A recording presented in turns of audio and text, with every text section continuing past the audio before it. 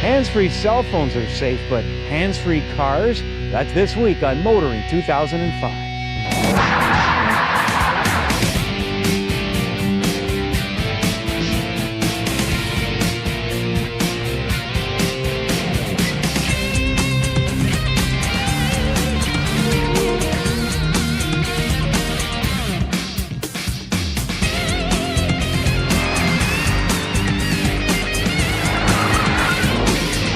TSN's Motoring 2005 is brought to you by the new Q from Quaker State. Unleash all your horses. And Midas, for mechanics known for their work and their word. Trust the Midas touch. You know, back in 1989, Toyota introduced its luxury division, Lexus, a division that Toyota said stood for the relentless pursuit of perfection. Pretty heavy stuff, but you know, back then, Lexus really did redefine the luxury segment, and some owners actually believed that their cars were about as close to perfection as you could get. Now, I don't know, but perfection sometimes can be a touch on the dull side, and Lexus continued to lose customers to those exciting Germans, and they knew that their image certainly needed a boost, so they introduced the GS series. Well, this week, we're in beautiful British Columbia to check out the next generation GS 300 and 430, as Lexus continues to try and convince younger buyers that in a perfect world, there's lots of room for excitement.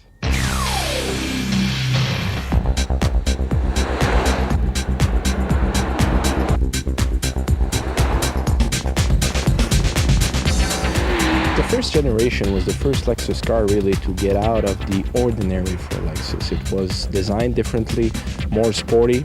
V8 engine was already included at the time, and I think they've managed to get out of what was the ordinary. Our slogan was the relentless pursuit of perfection, and that's something we really believe in, and it's basically our foundation. We're not going to give that up. This basically takes our existing GS and we think pushes it ahead a little bit in terms of styling. This is the very first step of our goal of rolling out what we call L Finesse, which is our styling philosophy. I think the first thing is Lexus has set a standard in the marketplace which frankly our competition still aspire to achieve. So if you like, that level of excellence, whilst it may not appear that passionate, it can be very rational. That really is a strong benefit of the Lexus brand that we have built up over many years. Now looking at the GS, what we're looking to add is a much stronger emotional appeal to the Lexus brand. We have three models available. One is the GS 300, then we have the GS 300 all-wheel drive, and the GS 430. And the big story with the GS 300 is the availability for the first time of an all-wheel drive sedan, and that's big news for us. The GS 300 also gets a brand new V6 engine, which is much more powerful and delivers a stronger torque band than its predecessor. The GS 430, it's really a performance-oriented vehicle. It's got a strong V8 engine, 4.3 liters. 0 to 60 time is estimated at 5.7 seconds. It delivers 300 horsepower, 325 pound-feet of torque, and it's got a world's first vehicle dynamics integrated management stability control system, which unlike previous stability control systems is really unobtrusive. It's not noticeable, and it does an amazing job, and it really makes a driver a better driver overall with the vehicle. What the VDIM will do is it's seamlessly looking at all of the sensors all of the time. So it's looking at the actual motion of the vehicle, and it's going to compare the motion of the vehicle and the anticipated motion of the vehicle with its actual motion. And what that's going to do is really keep it stable. It's not going to allow you to get out of control. It's going to really make the changes behind the scenes to keep the vehicle under control at all times.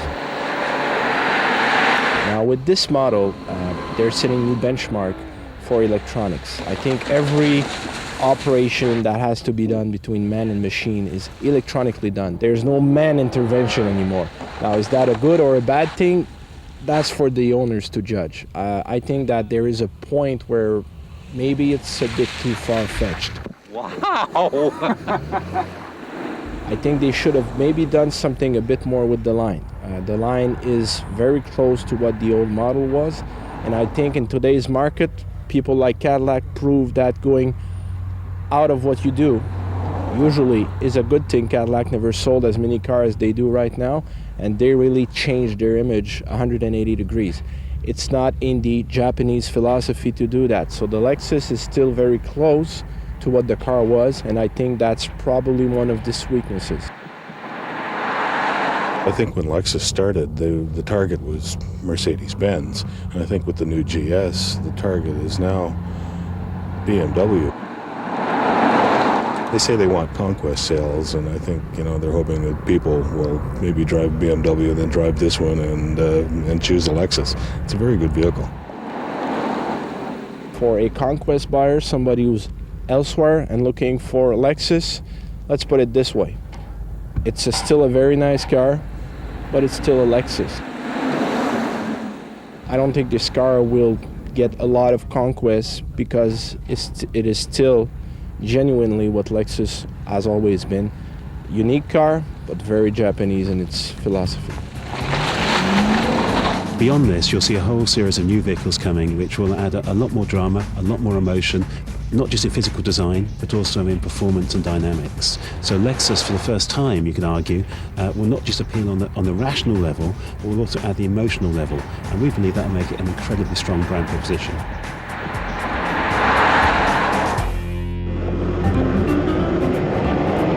You hear that? That's the sound of fuel economy. More later on Kenzie's Corner.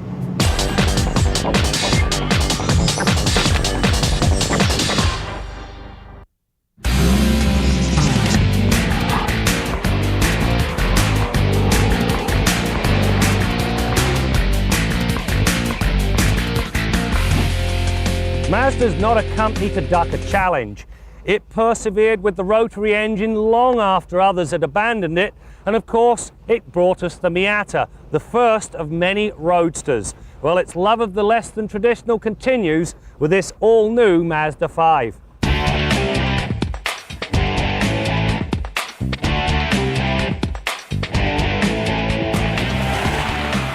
The new Mazda 5 is more than a tall wagon, less than a minivan, and the type of vehicle destined to appeal to young families.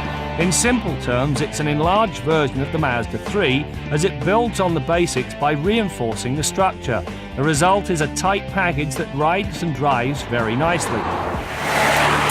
By stretching the Mazda 3 platform by 110 millimeters, gave Mazda the opportunity to put a third row seat in here. Now, whilst you wouldn't want to set off on a long drive across Canada sitting back here, for everyday use it will accommodate the average sized adult. However, it is an either-or proposition. You either sit back here or you carry cargo. As with the body, the bulk of the mechanical bits, the steering, the suspension and brakes, are all Mazda 3 derived, although each has been massaged to deal with the 5's heavier 1,512 kilogram curb weight and the additional passengers or cargo it's capable of carrying. The really nice part is that the Mazda 3's love of twisty tarmac has pretty much been retained. While not as overtly sporty, this is a minivan after all, the handling characteristics are remarkably refined. The response to steering input is quick, body roll is minimal, and understeer only begins to surface as speeds start to get serious. In this regard, there is not a better people mover available. When you get to the middle row, it's yet more versatility. To begin with, the seat goes back and forth. It allows you access to the rear seat as well as allowing this guy to share some of his legroom. When you pick up the seat base, there's a storage net and cup holders, and when you lower the whole lot down, a flat floor with a small gap between them. The best part is that the sporty overtones and taut suspension do not come at the expense of comfort. Likewise, the four-wheel discs and standard anti-lock brakes are more than capable of hauling the 5 down from speed without fading away. The other likeable trait is that the GT's large 205/50R17 tyres means the ABS does not intervene needlessly, which gives the driver a lot more say. When you consider you can get into this Mazda GT for under $24,000, you really do get an awful lot of standard stuff. Indeed, only automatic transmission and automatic climate control are additional extras. That means you get power locks, windows, mirrors, cruise control, power moonroof, tilt and telescopic steering and a height adjustable seat, as well as rain-sensing wipers. There are two things, however, that are worthy of note. The first is a little electric motor on the sliding door. Now this thing, rather than pulling it shut, it actually pulls the back end of the door in. That eliminates the need to slam it repeatedly. The other thing, when you select first gear, it's all too easy to hit the on-off button for the climate control system. That means you turn it off and you start to sweat.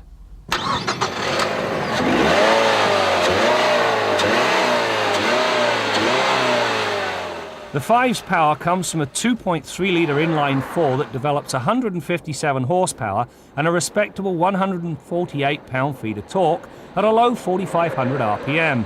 While you're not going to go drag racing, even with the standard 5-speed manual gearbox, the 5 will run to 100 kilometers an hour in 8.6 seconds and bridges the 80 to 120 gap in a respectable 6.9 seconds. And this is with 4 people aboard. The more remarkable part is that during the test, the Mazda 5 returned an amazing 6.4 litres per 100 kilometres, or 44 miles per gallon. Try that on with any other minivan. Anybody in the market for affordable versatility should take a long, hard look at this Mazda 5. It's fun to drive, it's flexible, it'll carry cargo, it'll carry 6 passengers. It's also part minivan, part station wagon, but more importantly, it's all Mazda.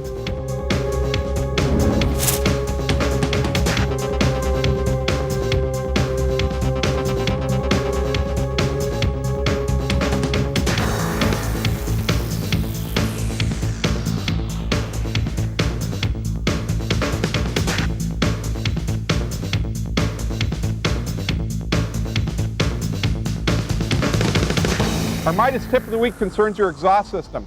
When your system fails, it may or may not make your vehicle get excessively noisy. Here's an example of a vehicle that had an exhaust system in terrible shape, but wasn't really all that noisy because it broke behind the muffler. Because the hangers had broken, the muffler dropped down from its normal position and struck against a road hazard, which bent it badly right here. We can see that a hanger broke off right in this area. We can see a little bit of soot right here where it was leaking.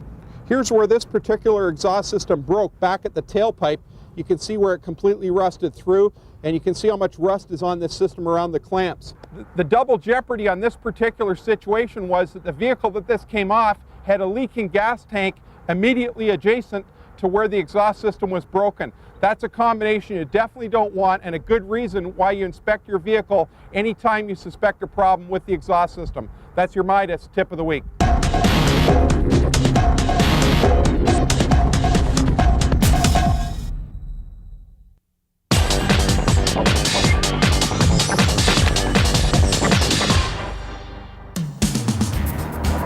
The small luxury car we are offering here really has all characteristics that a real Mercedes needs. Means we've got all the safety systems like ESP and so on. We've got all the interior materials and all the appearance that makes it clearly a Mercedes. The only thing is that this Mercedes is a little bit smaller than the ones we had before. It's called the B-Class because in our portfolio it slots in between the A and the C-Class in terms of size and price and everything else. We have developed this car for around about 4 years. It was basically originated based on market research that has, observed the customers' trends and desires and what they need in a car. And basically it's a car that is very comfortable inside for 5 people and cargo. Very roomy, spacious, and still looks good on the outside. It's in a compact package, so very drivable, easy to park, low fuel consumption, everything else. In Canada, we'll have the top petrol engines to start with, which is the B200 at 136 horsepower and the B200 Turbo at 193 horsepower. The new B-Class is an interesting car, primarily because the naturally aspirated or non-turbo version with the 5-speed manual goes along quite nicely, but with the automatic transmission, it's a dog. However, you throw the turbo under the hood and it really does develop some personality. It's a heavy car, there's a lot of weight in there, so the 200 might be just a little bit low on power, I think, for our market, for our needs, in terms of accelerating and merging on the highway and things like that, or passing on a country road. So I think that the turbo is the way to go, but it will probably come with a price premium as well. it'll be an interesting entrant in this whole segment, you know, because it's bracketed. You've got the matrix in there, and you know, they're saying you can get 2 matrices for the price of one B-Class, but you know what? There's an old saying, it might be twice the price, but it's more than twice the car. And in the case of the B-Class, I think that's exactly where it is.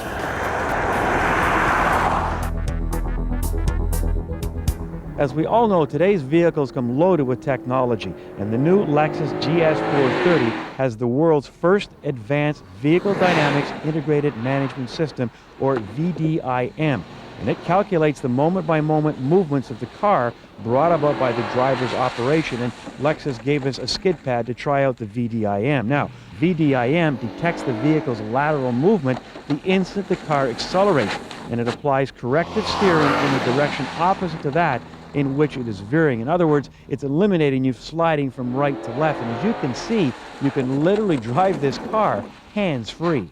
Now, I know it's confusing, and although it does take some of the driving out of our hands, hopefully it makes driving safer, which is good for all of us. And believe me, we don't have time on the program to tell you about all the other incredible technology in this GS 430. But I do have one question. If something goes wrong with all this technology, who is going to fix it? Maybe it's our man in the Quaker State garage, Bill Gardner. Well, Brad, it's funny with technology, you know, sometimes now we're spending way more time on the diagnosis side of the job and way less time on actually fixing the car once we've made the diagnosis. I think it all comes out in the wash, though. The total job ends up the same front to back on the old car as it did on the new car, but you certainly got to approach it, usually armed with more tools, more equipment, and sometimes more information before you open that hood. Talk about opening the hood. You're going to be really surprised when we open the hood on this car. Now, if you watch the show regularly, you know that I love pickup trucks, but probably my favorite car of all time, maybe second only to the Corvette, would be the Pontiac Grand Prix. I've owned 3 of them over the years. I've still got 2 of them in my possession. One of them you see on the show quite often. It's often my guinea pig for what I'm talking about week to week on motoring. Now, the Pontiac Grand Prix used to be rear-wheel drive up until 1987, and up until 87 you could get a V8 engine turning the rear wheels, but in 88 the car went front-wheel drive and went to a V6 engine. Now my 88's got a small displacement 2.8 liter V6 turning the front wheels. They later lengthened the stroke on that engine to make it 3.1 liters, and eventually the engineers in Oshawa took those W cars, the front drive GM intermediates like the Grand Prix, and figured out how to shoehorn a 3.8 liter V6 into that engine bay. And for many model years, the 3.8 V6, normally aspirated and supercharged, has been the engine of choice for the Pontiac Grand Prix. And it's got more than enough power. Currently 200 horsepower, normally aspirated, 260 supercharged. But now, when you open the hood on this Grand Prix, you got the best of both worlds. You got a pickup truck V8, 303 horsepower. Now when I say pickup truck V8, I guess I should use that term kind of loosely, because a lot of re-engineering of that 5.3 liter V8 engine happened in order to get it into this vehicle. But you can certainly recognize when you look at the block and heads that that 5.3 engine is very similar to the one that turns the wheels in the full-size pickups and the GM Sport Utilities with 5.3 liter. This one has an all-aluminum block and heads, 303 horsepower, and you know, we talk about technology. The great thing about technology is that it seems now that you can have the best of both worlds, because this car, with as much power as it's got, still gets 35 miles per gallon highway fuel economy, or 8.1 liters per 100K. Fantastic fuel economy because it has displacement on demand. In other words, it deactivates cylinders when you don't need all the power. So you can kind of have your cake and eat it too. Till next week, I'm Bill Gardner for Motoring 2005.